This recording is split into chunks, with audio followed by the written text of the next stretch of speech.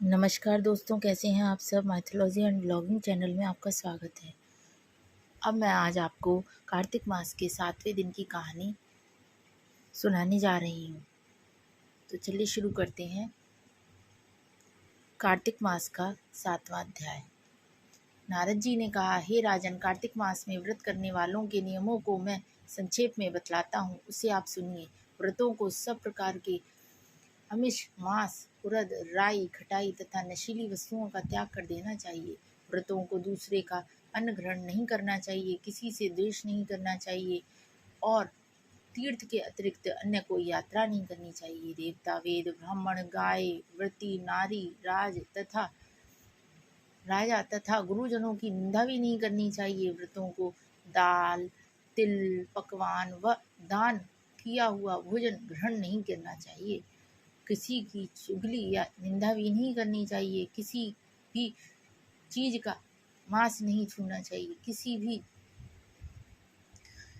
जीव का मांस नहीं छूना चाहिए। पान, कत्था, चूना, नींबू, मसूर, बासी तथा झूठे अन्न का भी प्रयोग नहीं करना चाहिए। गाय, बकरी तथा भैंस के अतिरिक्त अन्य किसी पशु का दूध नहीं पीना चाहिए।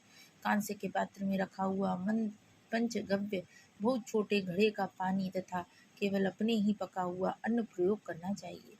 कार्तिक माह का व्रत करने वाले मनुष्य को सदैव ब्रह्मचार्य का पालन करना चाहिए। उसे धरती पर सोना चाहिए और दिन के चौथे पहर में केवल एक बार पत्तल में भोजन करना चाहिए। व्रती कार्तिक माह में केवल नरक चतुर्दशी, जिसे छोटी दिवाली भी कहा जाता है, के दिन ही शरीर में तेल लगा सकता है। कार्तिक माह में व्रत करने वाले मनुष्य को सिंगाड़ा, प्याज, मट्ठा, गाजर, मूली, काशीफल, लौकी, तरबूज, इन वस्तुओं का प्रयोग बिल्कुल नहीं करना चाहिए।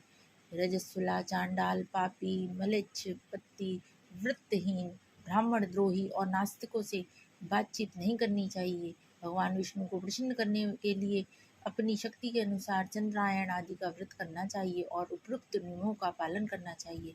व्रती को प्रतिपदा को कुम्हार, द्वितीया को कटहल, तृतीया को तरुणी स्त्री, चतुर्थी को मूली, पंचमी को बेल, षष्ठी को तरबूज, सप्तमी को आंवला, अष्टमी को नारियल, नवमी को मूली, दशमी को लौकी, एकादशी को परमल, द्वादशी को बेर, त्रयोदशी को मट्ठा, चतुर्दशी को गाजर तथा पूर्णिमा को शक का प्रयोग नहीं करना चाहिए। रविवार को आंवले का प्रयोग नहीं करना चाहिए। कार्तिक माह में व्रत करने वाला मनुष्य यदि इन शकों में से किसी शाक का सेवन करना चाहे तो पहले ब्राह्मण को देखकर ग्रहण करे।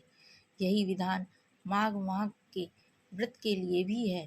देवोत्थानी एकादशी में पहले कही गई विधि के अनुसार मृत्यु, जागरण, गायन, वाहन, पादन आदि करना चाहिए। इसको विधि पूर्वक करने वाले मनुष्य को देखकर यमदूत ऐसे भाग जाते हैं जैसे सिंह की गर्जना से हाथी भाग जाते हैं। कार्तिक माह का व्रत सभी व्रतों में श्रेष्ठ है। इसके अतिरिक्त जितने भी व्रत यज्ञ हैं वे 1000 की संख्या में किए जाने पर भी इसकी तुलना नहीं कर सकते, क्योंकि यज्ञ करने वाले मनुष्य को सीधा वैकुंठ की प्राप्ति होती है।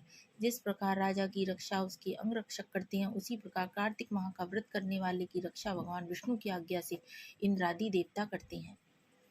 व्रती मनुष्य जहाँ कहीं भी रहता है वहीं पर उसकी पूजा होती है, उसका यश फैलता है। इसके निवास स्थान पर भूत, पिशाच आदि कोई भी नहीं रह पाते। विधि पूर्वक कार्तिक माह का व्रत करने वाले मनुष्यों के पुण्यों का वर्णन करने में ब्रह्मा जी भी असमर्थ हैं।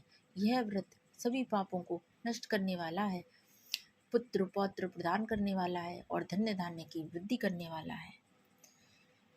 यदि आपको मेरी ये वीडियो अच्छी लगी हो तो प्लीज़ इसे लाइक करें, शेयर करें और सब्सक्राइब करें। जय श्री कृष्ण।